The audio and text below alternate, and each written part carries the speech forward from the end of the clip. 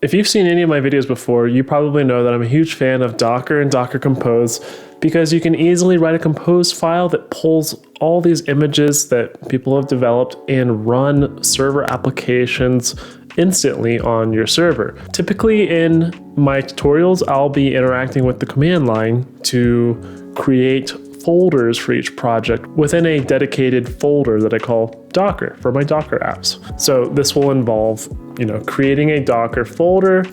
And if I look at that Docker folder with ls, I might see all of the projects or Docker containers that I've created. So in this case, I have Nginx Proxy Manager and I have Vault Warden here. And then if I want to create a new project, I would do a make dir image. So let's say I want to create an image project, and then I'll cd into that image project. And then now I'm going to nano a docker compose.yml, and then I'll paste in that Docker compose file, write it out, do the same thing with the .env. Now this is fine, and this is a great way to know how to interact with the command terminal. But what if I told you there's actually a much easier way to not only manage your Docker projects and your compose files, but just be able to easily navigate through them and have them version controlled so that you can keep track of every change that you've made to your Docker compose files, allowing you to experiment or create branches. Yep, you've probably already figured out that I'm talking about using VS Code and using Git. So how do we use VS Code to look at all of our Docker projects, easily navigate through our compose files, and version control our configuration files for our project so that we can keep track of every change made? Well, I'm going to show you. Let's get into it now. Okay, so there are a couple of plugins I'm going to be using with VS Code. If you don't have it already installed, just Google VS Code and download the installer. Very easy to set up.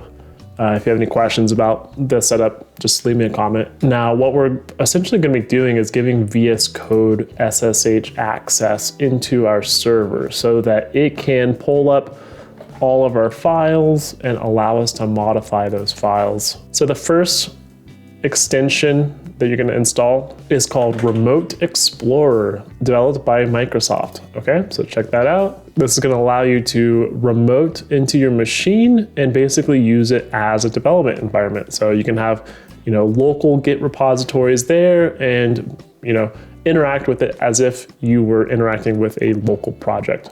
So go ahead and install Remote Explorer. And the Git visualization tool that I really like to use is called Git Graph. This allows you to, easily kind of navigate between branches of your Git graph, and you can, check out different branches. You can kind of see the whole scope of your Git graph. Now, I already have a tunnel set up for my own home server. Let me just go ahead and set up another one for my VirtualBox Ubuntu server that I have right here. So you're going to go to the SSH area and click New Remote, the plus button, and then you're going to enter in the command that you would use to SSH into that server. So typically that's going to look something like SSH-I, and then you're going to give a path to wherever your private key is.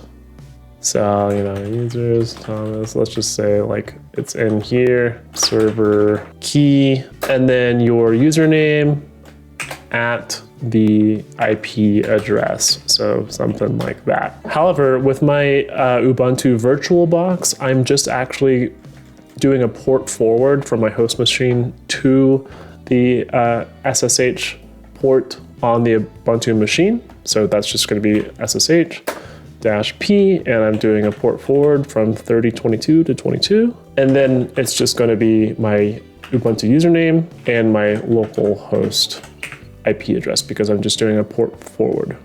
And then you can select your user SSH config file to update. Okay, so it says host added, and then I can just hit connect in current window. So let's go ahead and do that.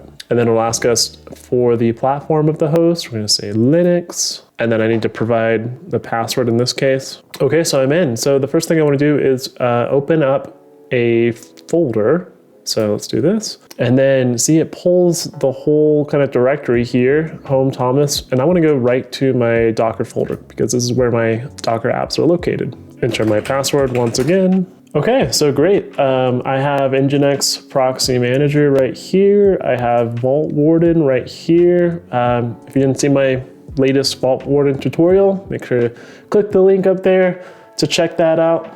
And then I just created this image file, but notice how I could just jump into each of these Docker Compose files so easily, make edits, and save them. Now, how do I use the terminal within VS Code to take a container up or down? So let me just open up a new terminal, and then you can see I'm going to default into that root Docker folder. And then, so in here I can do, cd vault, and then I can do my sudo docker compose down, and then boom, it's down, right? Now, how do I initialize a Git repository within Vault? So all I have to do is, if I'm CD'd into that Vault folder, all I have to do is just type in code dot, and that's gonna open up another instance of VS Code. So let me just go ahead and put in my password here. And so now I am inside that Vault folder. So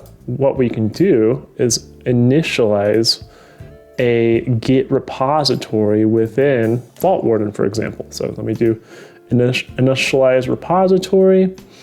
And then what I do need to have is a git ignore, because I don't want the .env file being version controlled, and I don't want the data file being version controlled either. I just want my configuration files to be version controlled. So I'm going to create a .git ignore file, and the first thing I want to git ignore is the .env file. So I'm gonna save that. And you just notice that that 9 went to 8 because it's no longer tracking that .env file. So I also don't want to version control the persisted data directory. That's not really generally the purpose of version control. You really just want your configuration to be version controlled. So I am going to basically declare that folder, this particular folder, I want to ignore it. So now what are we down to? 2 files, git ignore and the Docker Compose file. So that's exactly what I want. And then I'll just call this initial commit. Okay, and if this is the first time that you're using Git on your server, you do need to configure Git with the user.name and user.email variables for Git. Basically, these 2 lines right here, this is what we need to put in there. So open up a terminal and then do the git config. I'm gonna put in my name and email. We'll do Thomas at thomaswildtech.com. And then now let's try doing that commit one more time. And there we go. So we have that initial commit right there. Before I get to publishing a branch to a remote repository, let's create some additional commits. So let's go into our Docker Compose file, and let's just say we want to delete that admin token altogether, save it. And now we have one changed file, and we can come in here and we can say deleted admin key environment variable. Okay, and then we just hit commit like that. And so now that change has been committed, and then I can see all of the changes right here within VS Code. And then the Git graph, it's probably not enabled because there wasn't a Git repository initially. Okay, and then I'm just gonna hit install in SSH here. Okay, so now I can see my initial commit with the 2 files here, and I can just click to view what the difference is. So this is the initial commit, so basically it was added. If I go to this commit, and then I see that basically one line was deleted, and I can click on that, and I can see that that admin token variable was deleted. This is kind of just a preferred way to make changes without, doing what I did before, which is just kind of comment out this thing. I could also just version control it and I can see what I did. So if you're already familiar with Git, this is nothing new to you. Probably a decent number of self-hosters out there that aren't programmers, so they're not quite as familiar with Git. Let's do another thing. Let's create a branch. So come back to version control, go to branch, create branch. Let's call it with admin token. Okay, now I'm in that branch with admin token and nothing has been changed, so it's right there with the main branch. So if I look at that initial commit again and I get that admin token, let's just go ahead and grab that guy like that, copy that. And then I'm going to go into the Docker Compose file and just paste it right there. Okay, and then let's just go ahead and commit this, added admin token variable and commit that. And then now you can see we have a different commit right here. It hasn't like diverged because it's just one commit ahead of our main branch. Now, if we wanted to do something else without the admin token, we could do that to the main branch. So I can just double click on main, and then now I'm back in the main branch. There's no admin token. So if I wanted to, create a network in here, network, then I could commit that change. Let's say like some network. That'll end up failing this, but you can kind of see that we now have that branch right there, and then uncommitted changes made to our main branch.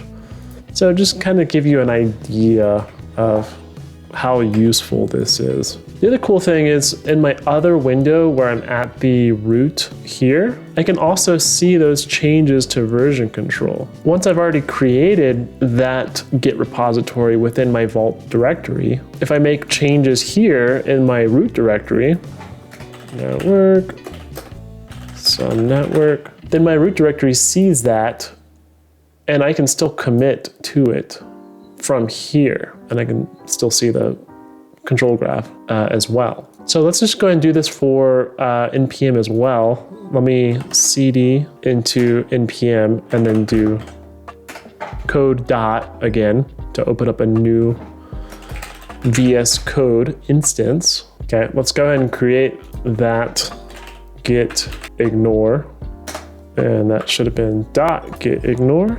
And of course, the .env don't even have one in npm, and then also the data directory. So that way, if I initialize a repository, I just get the git ignore, docker compose, initial commit. Okay. So the cool thing is that now I can see each of my Git repositories. I've got the one for Vault Warden with that change, and then one for npm with no changes. Now, the awesome thing is that you can publish these branches to a remote host. That way you've got, a backup of your Git repository somewhere else. VS Code is highly integrated with GitHub, of course, because they're both Microsoft. And so if I hit publish branch here, let's just do it for npm, then it's automatically going to, I'm already probably signed into the GitHub extension, but I can then just create a private repository on my GitHub. So if I just call this npm demo YouTube, that way I know to delete it. And then this is of course gonna be a private repository. Don't really want anyone else seeing that. And then successful, so I'm gonna open in GitHub. Okay, and then if I just go to that repository, I can now see those files here up in the cloud in GitHub here. This is where it's backed up. If I lose my server, I can always just clone this repository back down into another server so I don't lose my Docker Compose files. If you're still watching to this point, don't forget to hit the like button, comment, subscribe. Really appreciate your support, and look forward to seeing you in the comment section or in my next video. So I'll see you in the next one.